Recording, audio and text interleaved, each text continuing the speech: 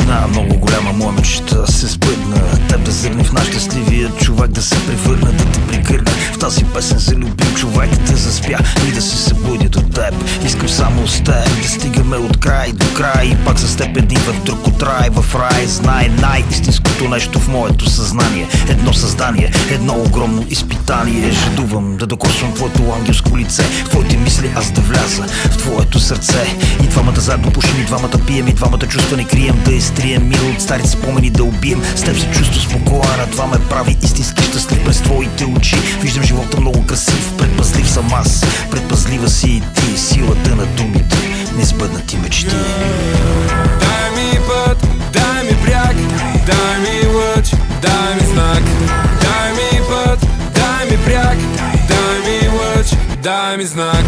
Дай ми път, дай ми бряг, дай ми лъч, дай ми знак. В погледа ми няма капка страх, светлина намирам в тъмния мрак. И контактът да е само виртуален, телефонното обаждане, живота е реален. Спомням си го, все едно се случи вчера. Не съм очаквал такава като тебе да намеря. Все отдане към семейството, роднините, към всичко. Прекалено лично за един чичко. Красотата на ума предизвиква удивление, при тебе тази на душата възхищение.